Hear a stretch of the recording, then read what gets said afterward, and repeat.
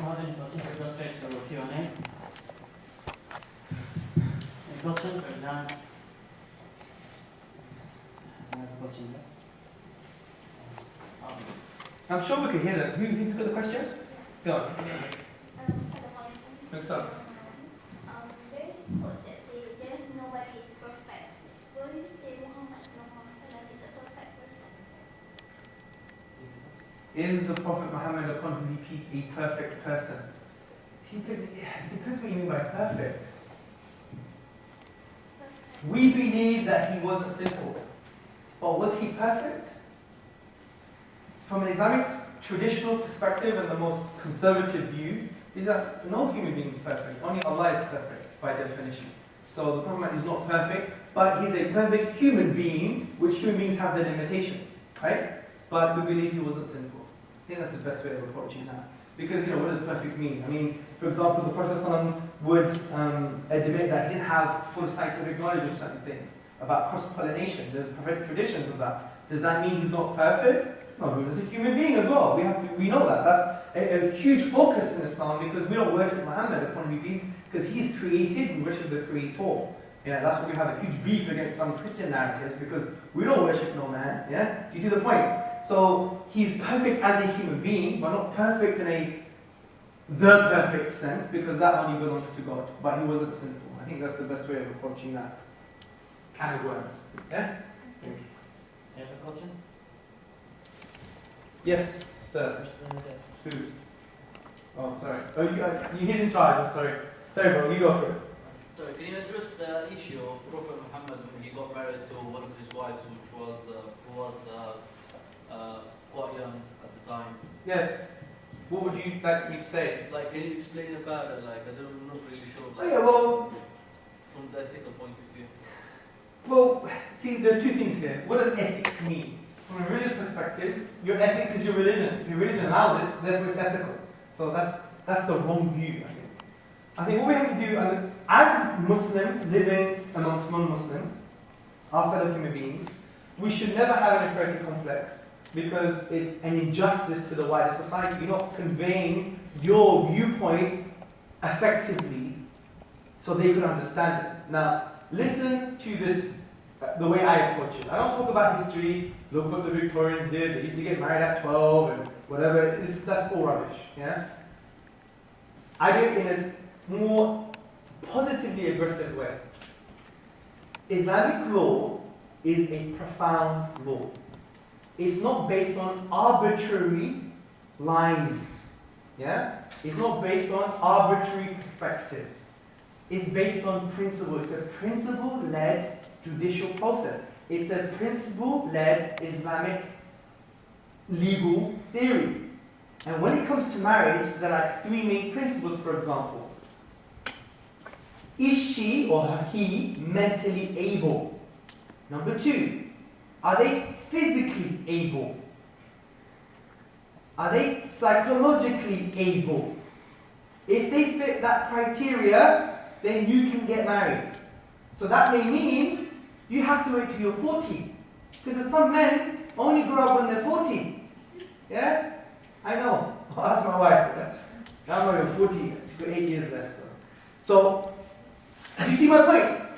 So it's based on those criteria. So when it came to the so-called young age of Aisha, when the Prophet upon whom he married her, it was because those principles were fulfilled, that criteria were fulfilled. She was mentally able, psychologically and physically. Because her father said, go take her now. She's mentally, physically able. Society didn't have an issue with it. So it's a principle-led law. But look at the irony of secular law. By the way, I'm not bashing secular law, but in this context, let's bash it just a little bit, just to show a contrast. Secular law is arbitrary. In Greece, you get married when you're 13. In England, it's 16. I'm Greek. So I was born in Athens. I married, I don't know, Theodora, Greek name, yeah? And I was 14, she was 14, and I was to travel to England as an economic migrant. I'll be seen, okay, change it. I'm 20, she's 14. It's legal in Greece. I come to London, I'm a paedophile. But it's legal in one secular country. Oh, by the way, in Spain, it's 12 years old. In America, some states in America, it's 21. some is 18. So it's arbitrary, it's not based on principle. It's based on an arbitrary number. So the question I would reverse to say, you have the problem. You can't even make your mind up. Whereas our one is very simple. It's based upon principles. And the principle is, would it harm him or her? Are they mentally able? Are they physically able? In terms of what harm? The marriage. Getting married. Would it harm them physically or emotionally? Are they mentally able? Are they physically able? If it's all yes, then why is it a problem to get married? Think about the criteria. Now the age could differ from different people. That's how profound the law is. Because the age could be now maybe 9 to 19 or 12 to 30. You see? So it's not about a number. And the reason Western critics have criticized the marriage of the Prophet is because they have the wrong glasses on. They're seeing it from the wrong lenses. They're seeing it from an arbitrary number. But I see 9 or 11-year-olds, they still play with their toys all the time. Yeah? But that's a totally ridiculous context because it's like comparing apples and pears. Think about the basis of our law. It's principle based.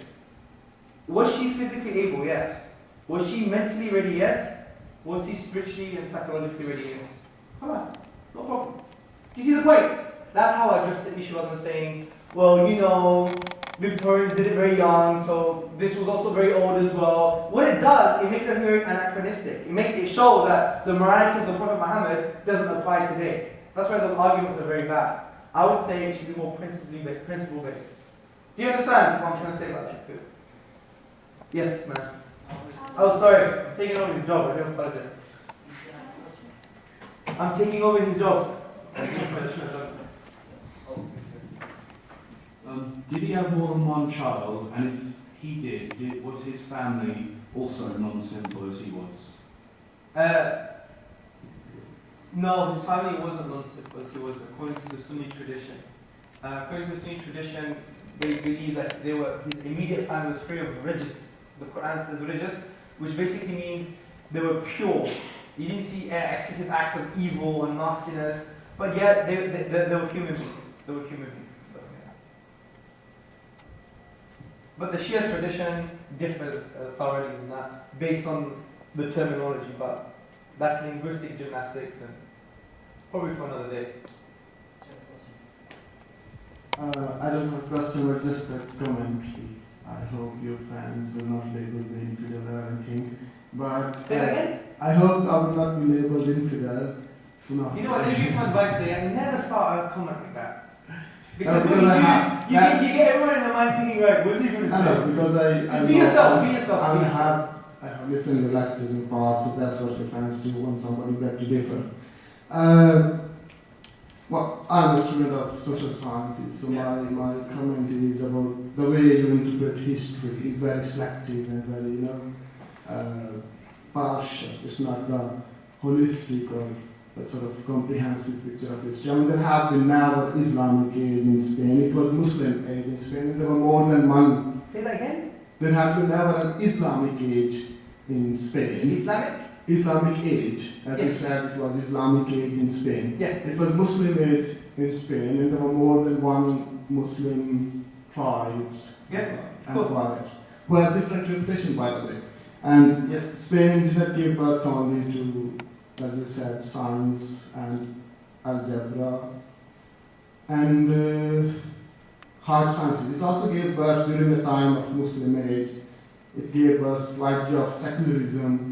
It gave birth to arts, nude paintings, alcohol, which is an Arabic word, and courtly love, poetry, and those things which are labeled as un-Islamic these days, and which are like popular culture of Western Europe and North America. So we cannot just say that it was Islamic age and this and this it produced. Rather, there were more other things which Muslims these days think are un-Islamic. And the other thing is that color tolerance, so black and white and slavery. Well, of course, Prophet Muhammad, peace be upon him, he was... Can I just point at a time so I'll forget? That's just a comment, so... but it has to be addressed, isn't it? Okay. Is that right? That's just my feeling. What you said it was very partial and No, not. I know that, but you've given me a comment which I am happy for you to say anything you want, but can I address each point rather than you give me a whole essay? I might forget some part of it, yeah? So let's start with the first point, yeah? You don't have one, so it's going to make you like you can. No, we But do. I have just a couple of more points. Okay, let me tell you why I have to answer, because I've been invited to answer questions and also portray a certain narrative about Islam. And for you to come and do that would be tantamount of you just taking over the space. And it's That's my, all right. and I've been invited to do that, isn't it? Yeah. Yes, So you you're more than do. welcome to give a speech, but I don't want let to- me just okay. Just one comment and I have two brief comments. That's good. Let me just address the first one. Yeah, I agree with Islamic Spain. I agree with you. There was different Muslim tribes, but the thing is, the constitution was Islamic